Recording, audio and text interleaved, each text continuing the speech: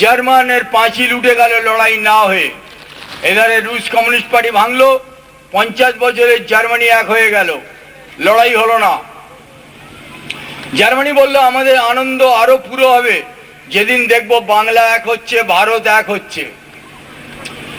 চীনের communist party তার পরের দিনই এদিককার কাগজে খবর বেরোলো, তারা বলছে আমরা অনেক দিনই সিপিএম কে বলেছি যে দুই বাংলা এক করার বিষয়টি নিয়ে, কিন্তু সিপিএম রাজি নয়। চীনের কমিউনিস্ট পার্টির বক্তব্য হচ্ছে জার্মান এক হয়ে যাওয়ার পর 300 বছরের পরাধীন দক্ষিণ আফ্রিকার নেলসন ম্যান্ডেলা 27 বছর জেল খেটে বেরিয়ে এলেন। কলকাতায় এসে বললেন আমরা কালো মানুষরা স্বাধীনতা সংগ্রাম করছি নেতাজির নেতৃত্বে। জ্যোতিবাবুর অতিথি হয়ে ম্যান্ডেলা এসেছিলেন কলকাতায়। এই বক্তব্যের পর অতিথিকে কলকাতায় ফেলে রেখেই জ্যোতিবাবু জরুরি কাজে দিল্লি চলে এলেন সেই রাত্রেই। এই ম্যান্ডেলা হলেন স্বাধীন দক্ষিণ আফ্রিকার রাষ্ট্রপতি এবং গোটা পৃথিবী ইন্টারনেটে দেখলো খ্রিস্টান ম্যান্ডেলা, তিনি সেখানেতে গায়ত্রী মন্ত্র উচ্চারণ করে শপথ গ্রহণ করছেন। তারপরেই হলো সাদ্দাম, কুয়েতে ঢুকিয়ে দিল তার সেনাবাহিনী। আমেরিকা পাগলা কুকুরের মতন হয়ে গিয়ে বললে এক্ষুনি ফেরত দাও। সাদ্দাম বলে আমি ফেরত দেবো, কিন্তু রাষ্ট্রসংঘের নির্দেশ ইসরায়েল মানুক, সে আগে আরবদের জায়গা ফেরত দিক, প্যালেস্টাইনদের জমি জমা ফেরত দিক, তারপরে তো আমি কুয়েত ফেরত দেবো। তাছাড়া কুয়েত তো আমারই ছিল, 61 সালে তো ব্রিটিশ গভর্নমেন্ট দখল করেছিল, তা আমার তখন ক্ষমতা কম ছিল, এখন বেশি হয়েছে, আমি তাই কেড়ে নিয়েছি। আমেরিকা মানলো না, যে না না ও ইসরায়েল মানবে কি না মানবে ওসব জানবার দরকার নেই, তোমাকে মানতে হবে বলে মানবো না। 40 দিন বোমাবাজি করলো, ইরাক একটা গুলিও চালায়নি। তারপরে সেনাবাহিনী ঢোকবার হুকুম হলো, সারা পৃথিবী স্তব্ধ। রাষ্ট্রসংঘের সেক্রেটারি জেনারেল তিনি বলছেন যে এই যুদ্ধ থামাবার কোনো উপায় আমাদের হাতে নাই। সারা পৃথিবীর দেশবাসীর উদ্দেশ্যে তিনি বেতার ভাষণ করছেন। ভগবান জানেন আমাদের কি আছে। ভবিষ্যতে হাজার হাজার লাখ লাখ টন পেট্রোল সমুদ্রে তখন ভাসিয়ে দেওয়া হয়েছে, দেশটাই মারলেই গোটা সমুদ্র জ্বলবে। ব্রিটেন আমেরিকার যুদ্ধ জাহাজ কোথায় চলে যাবে তার ঠিকানা নাই, এইরকম একটা পরিস্থিতি। পৃথিবী স্তব্ধ। ঠিক এমনই সময় কলকাতার সবকটা কাগজে 21শে ফেব্রুয়ারি একটা খবর বেরোলো,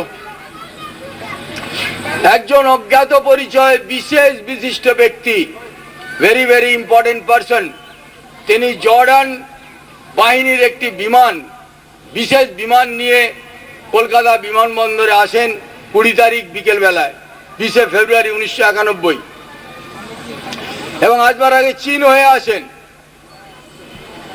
45 মিনিট প্লেনটা ছিল। ভারতীয় সেনাবাহিনীর একটি বড় সড়ো গোষ্ঠী আগে থেকেই হাজির ছিল, বিমানবন্দরের নিরাপত্তার দায়িত্ব তাদের হাতে ছিল।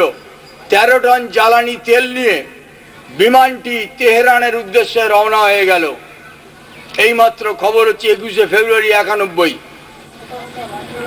একজন বিশেষ বিশিষ্ট ব্যক্তি বিশেষ বিমানে আসছেন, ভারতীয় সেনাবাহিনী তার ডিফেন্স এর দায়িত্ব নিচ্ছে, তাকে বলা হচ্ছে অজ্ঞাত পরিচয়। এরপরেই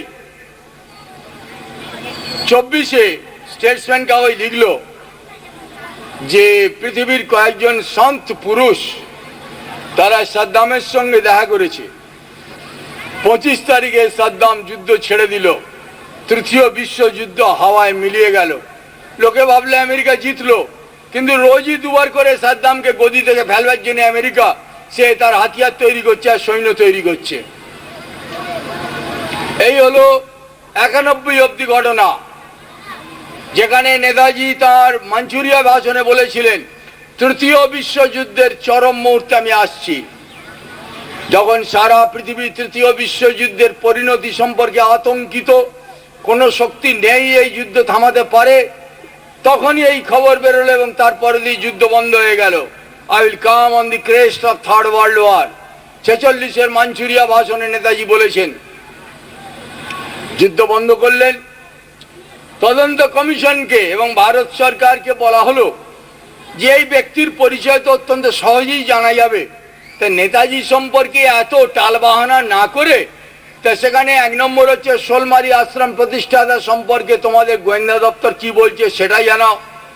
জওহরলালের মৃতদেহের পাশে উপস্থিত যে ব্যক্তি তার পরিচয় জানাও, আর 20 ফেব্রুয়ারি 1991 যে ব্যক্তি জর্ডানের প্লেন নিয়ে দমদম বিমানবন্দরে নেমেছিলেন তার পরিচিতি জানানো হোক। নেতাজি সম্পর্কে জনসাধারণকে বিভ্রান্ত করার তো কোনো প্রয়োজন নেই। এই হচ্ছে বাস্তবতা, যেখানে ভারত সরকার এবং নেতাজি এসে দাঁড়িয়েছে। ভারত সরকার নেতাজিকে বেঁচে আছেন স্বীকার করলেই ভারত সরকারের কোনো অস্তিত্ব থাকবে না। মৃত নেতাজির ওপরেই হচ্ছে এই গভর্নমেন্ট অফ ইন্ডিয়ার অস্তিত্ব। কাজী নেতাজি জীবিত হয়ে গেছেন, এখন ভারত সরকার হাওয়ায় মিলিয়ে যেতে বসেছে। কিছুদিনের মধ্যেই দেখবেন যে এই সাংবিধানিক গণতন্ত্র কনস্টিটিউশন যার মিথ্যা, যার বিলেই শাসন চলছে, এটা কোথায় গোল হয়ে যাচ্ছে। আমি একটার পর একটা খালি উদাহরণ তুলে ধরছি। প্রথম কথা হচ্ছে 47 সালে দেশ স্বাধীন হয়নি, দুটি করদ রাষ্ট্র তৈরি হয়েছে এবং তাও তৈরি হয়েছে ব্রিটিশ পার্লামেন্টের আইনের বলে, এবং সেখানে বলা হয়েছে জওহরলালের হাতে ক্ষমতা হস্তান্তর করা হলো কতগুলি শর্তের বিনিময়ে। 47 সালে 15ই আগস্ট জওহরলালকে প্রধানমন্ত্রী অ্যাপয়েন্টমেন্ট দিয়েছে ইংল্যান্ডের রাজা। 15ই আগস্ট স্বাধীনতা দিবস আমাদের ছেলেদের পালন করান মাস্টার মশাইরা। ইতিহাস জিজ্ঞেস করলে তারা কেউ একটা কথা বলতে পারবেন না, মোটা মাইনে পান, যার ফলে ইতিহাস পাল্টে দেখারও তাদের সময় নাই, কিন্তু একটা জাতিকে ভুল পথে চালিয়ে নিয়ে যাচ্ছেন। 15ই আগস্টের জওহরলালকে প্রধানমন্ত্রী কে করেছিল? ইংল্যান্ডের রাজা অ্যাপয়েন্টমেন্ট দিয়েছিল। দুটো ডমিনিয়ন তৈরি হয়েছিল, কোনো স্বাধীন সরকার তৈরি হয়নি। 48 সালের 22শে জুন অবধি এই স্বাধীন ভারত সরকারের গভর্নর জেনারেল কে ছিলেন? নাম বলতে পারবেন না অনেক মাস্টারমশাই। Lord Mountbatten. যে মাউন্টব্যাটেন আজাদিন ফৌজের বিরুদ্ধে ব্রিটেন আমেরিকার সেনাবাহিনীর প্রধান ছিলেন এবং যে লড়াইয়ে আমাদের 24,000 সৈন্য সেখানে জীবন দিয়েছে, যার মধ্যে 350 বাচ্চা ছেলে সুইসাইড স্কোয়াডও ছিল। সেই মাউন্টব্যাটেন হচ্ছেন এই স্বাধীন ভারতবর্ষের গভর্নর জেনারেল এবং 48-এর 22শে জুন অবধি। তাহলে একই সঙ্গে ক্ষুদিরাম জিন্দাবাদ আর মাউন্টব্যাটেন জওহরলাল জিন্দাবাদ। আমাদের ছেলেদের খুব ভালো শিক্ষা দেওয়া হচ্ছে স্বাধীনতার সম্পর্কে, ইতিহাস সম্পর্কে, চরিত্র গঠন সম্পর্কে। অদ্ভুত ব্যাপার। এবং সবচেয়ে বড় কথা, প্রকাশ্যভাবে এসব কথা বলার পরে না সরকার, না এই নির্লজ্জ রাজনীতিকরা, না এই নির্লজ্জ বুদ্ধিজীবীরা রাজনীতিকদের পায়ের তলায় বসে তাদের জীবন কাটাচ্ছেন, সুখ স্বাচ্ছন্দ্য নিচ্ছেন, তারা নির্বিকার। নির্বিকার, কোনো বিক্ষেপ নাই, নির্লজ্জের মতন তারা মিথ্যা ইতিহাসকে টেনে নিয়ে চলেছেন। কতদিন? মানুষ চিরকাল মানুষকে ভুল বুঝিয়ে রাখা যায় না। কিছু মানুষকে কিছুদিন ভুল বুঝানো রাখা যায়, তারপর যখন ভুল ভেঙে যায়, তখন যে ফ্র্যাঙ্কেনস্টাইনের অভ্যুত্থান ঘটে, তখন যে গণ অভ্যুত্থান ঘটে, সেই গণ অভ্যুত্থানকে সামাল দেওয়ার ক্ষমতা এই দুর্নীতিগ্রস্ত ভারত সরকারের যারা সঙ্গী, যে রাজনৈতিক দল, তাদের সমর্থক, তাদের কারুরই সেই গণবিক্ষোভকে সামাল দেওয়ার কোনো ক্ষমতা নাই। তাই মালদা লকআপে যখন পুলিশের দোষে সেখানে 200 বন্দির এই অবস্থা হয়, তার পরের দিনই খবর বেরোয় 100 জঙ্গি বোমা বাংলাদেশ থেকে ঢুকে পড়ছে, অর্থাৎ পুলিশকে রাখার দরকার আছে। পুলিশের ভিতরে যেন বিদ্রোহ না হয়, পুলিশকে ধরে যেন পেটানি আরম্ভ না করে পাবলিক। পুলিশের প্রয়োজনীয়তা রয়েছে। তার পরের দিন থেকেই ধারাবাহিকভাবে আতঙ্ক সৃষ্টি করা হচ্ছে জনসাধারণের ভিতরে যে 15ই আগস্টে এখানে জঙ্গি আক্রমণ ঘটবে। এই হচ্ছে আমাদের প্রশাসন, যারা হাজার হাজার টাকা মাইনে পাচ্ছে। স্বরাষ্ট্রমন্ত্রী আদবানি বসে তিনি বিবৃতি দিয়ে খালাস। বড় বড় পুলিশ এবং আপনার সিকিউরিটি অফিসার, যে ওটা পাকিস্তানের ISIরা করেছে, ওটা পাকিস্তানের লস্করে তৈবা গোষ্ঠী করেছে। শুয়ারের বাচ্চা, তোদের মাইনে দেওয়া হচ্ছে হাজার হাজার টাকা, সেটা কি খালি এই কথা বলবার জন্য যে অমুক আক্রমণ করেছে? নিরীহ মানুষগুলোকে বাঁচানোর ক্ষমতা নেই, গদিও ছাড়ছিস না, সত্যি কথা বলছিস না। কতদিন থাকবি? কতদিন থাকবি? দিন ক্রমশ কমে এসছে। আজকে ভারতবর্ষের কোন রাজ্য সরকার দারিদ্র সীমার নিচে বসবাসকারী 40% লোকের তালিকা অবধি তৈরি করতে পারেনি। 2 বছর গোডাউনে খাবার দাবার পড়ে রয়েছে, এরা বলেছে আমরা তালিকা তৈরি করতে পারবো না। 40% লোক না খেয়ে রয়েছে, গোডাউনে মাল পড়ছে, রাজনীতিবিদরা বুলিয়ে ওড়াচ্ছেন। কতদিন চলবে? তারপরে পার্লামেন্টে সুপ্রিম কোর্ট যখন নির্বাচন কমিশনকে নির্দেশ দিল যে ইলেকশনে যারা দাঁড়াবে তাদের কাছ থেকে 3টে এফিডেভিট নিতে হবে। একটা হচ্ছে অতীতে তার অপরাধী কার্যকলাপের কি রেকর্ড আছে তাকে জানাতে হবে, একটা হচ্ছে তার আয় ব্যয় সম্পত্তি ধার দেনা কি আছে জানাতে হবে, আর একটা হচ্ছে তার লেখাপড়ার যোগ্যতা। কিছু খারাপ কথা সুপ্রিম কোর্ট বলেনি, কিন্তু যে কটা রাজনৈতিক দল রয়েছে, যে কটা সব কটা রাজনৈতিক দল পার্লামেন্টে দাঁড়িয়ে বলে হ্যাঁ সুপ্রিম কোর্টের এত বড় আসপদ্দা, আমরা আইন তৈরি করছি আমাদের উপর তো লাঠি করাচ্ছে। নির্বাচন কমিশনকে বলছে খবরদার, সুপ্রিম কোর্টের নির্দেশ অনুযায়ী কাজ করবে না, গভর্নমেন্ট যে আইন বেঁধে দিচ্ছে সেই অনুযায়ী তুমি কাজ করো। বাস, এবার ভারতের সংসদীয় গণতন্ত্র তার শেষ পর্যায়ে পৌঁছে গেছে। সুপ্রিম কোর্টের নির্দেশ অমান্য যারা করার নির্দেশ দিতে পারে তারা কোন আইন তাদের বাঁচাবে? যারা নিজেরা আইন ভঙ্গ করার জন্য সুপ্রিম কোর্টের নির্দেশকে বেআইনি বলে, কোন আইন তাদের বাঁচাবার জন্য নেই। আর একদিকেতে ওই বললাম যে 40% লোকের খাবার দাবার ফুড কর্পোরেশনের গোডাউনে পড়ে রয়েছে 2 বছর ধরে, কোন রাজ্য সরকার তার তালিকা তৈরি করছে না। কারণ পঞ্চায়েত জেলা পরিষদে যে ঠিকাদারির কাজটা চলছে, এই লোকগুলোকে খাবার দিলে কাজের বিনিময়ে খাদ্য, এই পরিকল্পনা অনুযায়ী কাজ হলে এই ঠিকাদারির লুটটা বন্ধ হয়ে যায় পঞ্চায়েত এবং জেলা পরিষদের ভিত্তিতে। অতএব ওই 40% লোক না খেয়ে থাকবে, গোডাউনে খাবার পচে যাবে, আমরা লুটের কারবার চালু রাখবো। আর কতদিন? ঠিক এই অবস্থাতেই ভারতবর্ষে কালামের, ডক্টর এপিজে কালামের রাষ্ট্রপতি হওয়া চূড়ান্ত পরিবর্তনের ঘোষণা করে দিল। শুধু ভারতবর্ষ নয়, ভারতীয় উপমহাদেশ নয়, সারা পৃথিবীতে আমেরিকাকে কেন্দ্র করে যে পরমাণু শক্তির চূড়ান্ত বোঝাপড়া হতে চলেছে তার অন্যতম একজন সেনাপতি হচ্ছেন এপিজে কালাম, এবং যিনি রাষ্ট্রপতি পদপ্রার্থী হয়ে সরাসরি আমেরিকার দিকে আঙুল তুলে বললেন যে আমাদের এইসব পরমাণু বোমা নিয়ে কেন এত মাথা ঘামাচ্ছে লোক? এশিয়ার বুকে 10,000 পরমাণু অস্ত্রের ভান্ডার আমেরিকার রয়েছে দিয়াগো গার্সিয়ায়। ওটা যতদিন না নিষ্ক্রিয় হবে পৃথিবী থেকে টেরোরিজমও শেষ হবে না, পৃথিবী থেকে যুদ্ধবাজও বন্ধ হবে না। এবারেতে এই ভাষায় কথা হতে চলেছে, পরমাণু যুদ্ধের ভাষায়। আমেরিকা তোমার সিদ্ধান্ত আর কতদিন রাখবে? ট্রেড টাওয়ার ধসে গেছে, পেন্টাগনের ডিফেন্স নেই। কি অদ্ভুত ভাবে যে গোটা বাড়ি ধুলো হয়ে যেতে পারে। 110 220 তলা বাড়ি ধুলো হয়ে গেল, কোনো চিহ্ন পাওয়া গেল না। 80,000 টন স্টিল কাঠামোর কয়েক মাইল এলাকা খালি ধুলোয় ভর্তি। পরিষ্কার করতে হবে। আশেপাশের বাড়ি ভাঙলো না, বিস্ফোরণ হলো না, বাড়ি দুটো সিধে বসে গেল।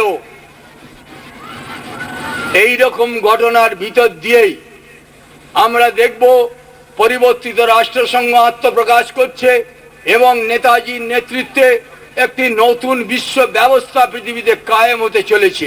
একটি মানবিক ব্যবস্থা, একটি মানবিক যুগ, আণবিক নয়, পরমাণবিক নয়, একটি মানবিক যুগের প্রতিষ্ঠা হতে চলেছে নেতাজির নেতৃত্বে, বিশ্বপুরুষ নেতাজি সুভাষচন্দ্রের নেতৃত্বে। এবং প্রত্যেক দিনের ঘটনা আমাদের নিয়ে যাবে সেদিকে। অন্য কোনো দিকে চাইবার দরকার নেই, কোনো খবরের দিকে চাইবার দরকার নেই।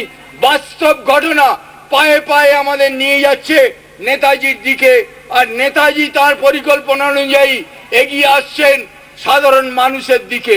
এবং মাঝ রাস্তায় আমরা মিট করছি, দেখা হচ্ছে, সময় অনেকটা কমে যাচ্ছে।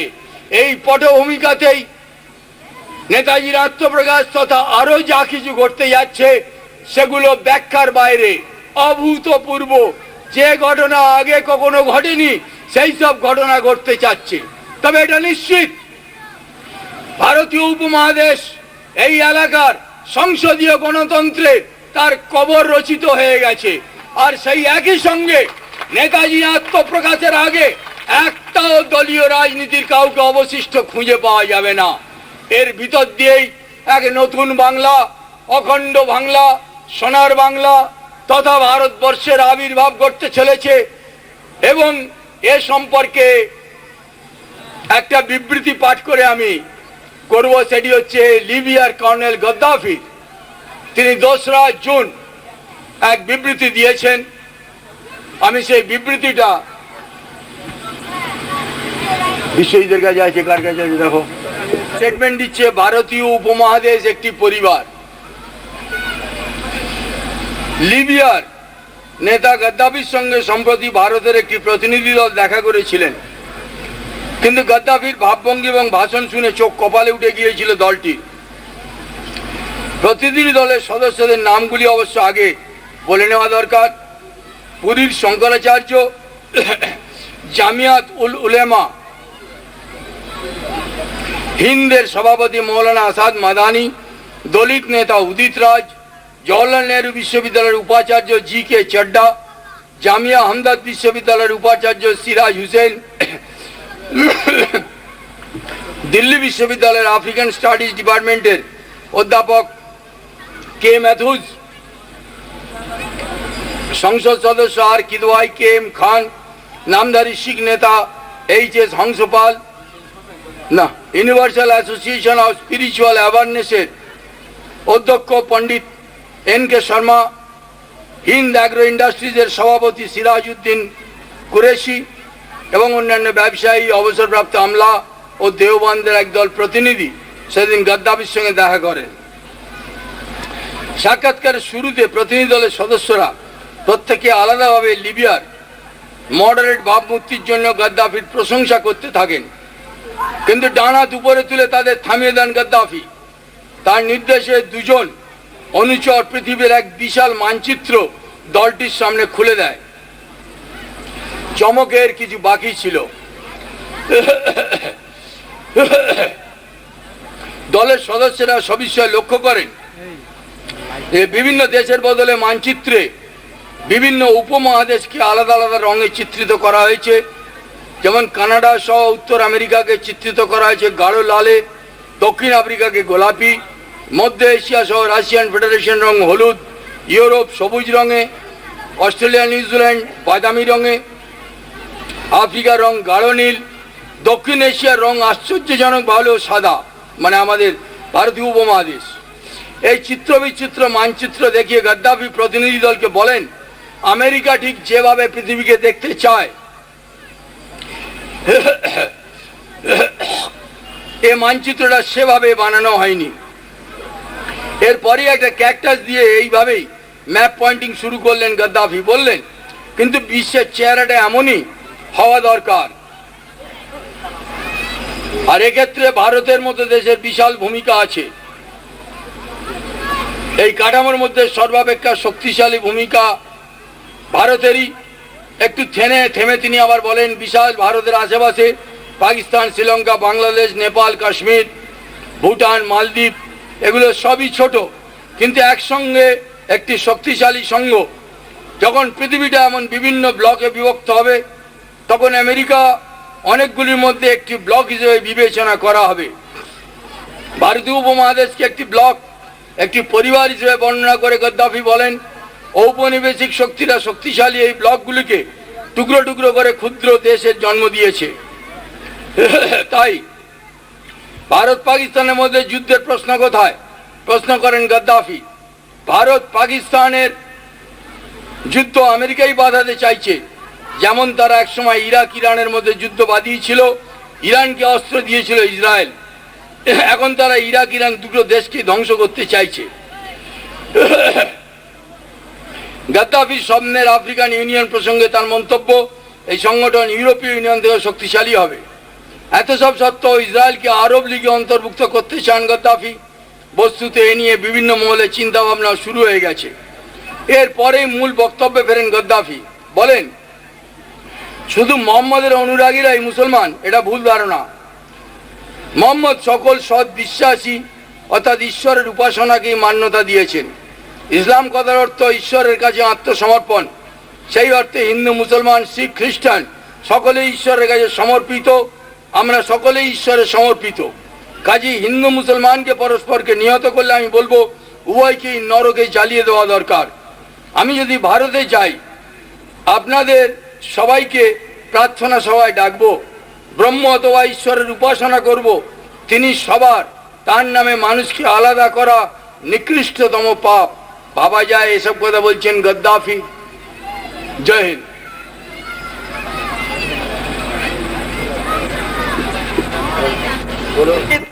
প্রণাম এপারে বাংলা ওপারে বাংলা, সোনার বাংলার জয় হোক, সোনার বাংলার জয় হোক, জয় বাংলা, জয় বাংলা, জয় বাংলা।